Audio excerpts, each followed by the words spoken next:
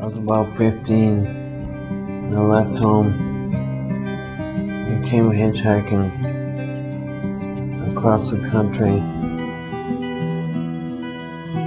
And the only way we had to get home was on his motorcycle. And needless to say, didn't make it home quite the way we had intended. I spent the next 3 months probably slowly coming out of the coma. At the time when I quote unquote joined the world, all of a sudden I had all these free hours that I had to fill up with something other than television and waiting desperately for someone to come visit me. 5.3 million Americans are living with the effects of a brain injury. All of the members of Jodi House have experienced a brain injury, whether it be from a stroke, car accident, domestic violence, or other causes. And even though their injury is often invisible to others, their brain injury has irrevocably changed their lives. When Don first came to Jodi House, he was completely apathetic.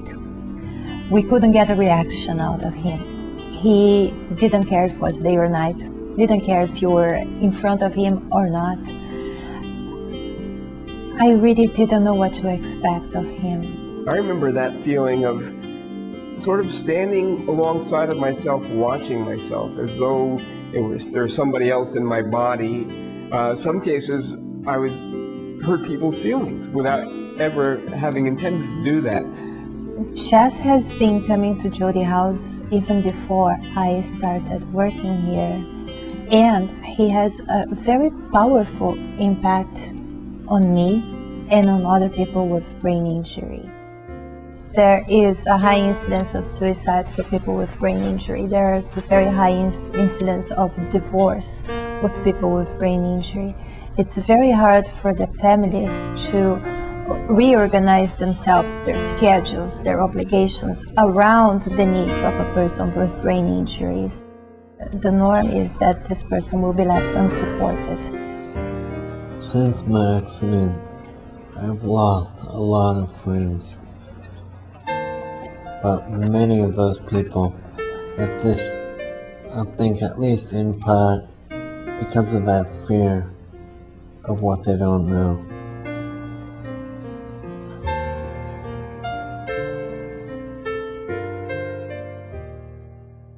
I was actually feeling guilty that I was making such continuous and endless demands on my family. Commonly, there are difficulties with relationships, jobs, school, transportation, mobility, short-term memory, and communication. That's where Jodi House comes in. Jodi House provides classes in yoga, arts and ceramics, dance, computers, and more, as well as therapeutic peer and family support groups. It's a place to socialize, just be with and around people that first of all get it, and second of all, what they don't get, they ask about, they make an effort to get it. I have, for years and years and years, long as I can remember, loved percussion. And Jodi House has a very active and very kind of energetic percussion group. Jeff is our honorary ambassador. He's always here with us, and he has a kind of wit that is hard to match. I come away thinking, boy, I really made that person feel a lot better. When I went up to them, they were sad, and when I left, they couldn't stop laughing.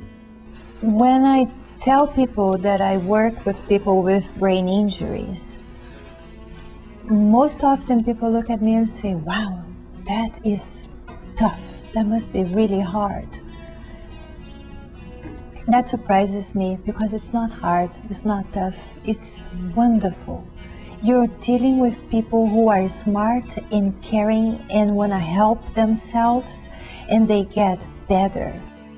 Jodi House works hard to involve the families of their members in their ongoing recovery and also focuses on encouraging small steps, small victories that add up to an improved quality of life. For brain-injured people, though, more than anything else, the simple fact that Jodi House is there makes all the difference. In the absence of Jodi House, without being able to come here and be with my friends and so forth, I would most likely stop having any idea how to conduct any meaningful social relations. I would have no life. We support each other. He gives as much as he one day took from Jodi House. I'm left with very few and very slight and almost unnoticeable after effects from that whole episode. So I'm one of the lucky ones. It's the one place where no explanations are necessary. We're all just people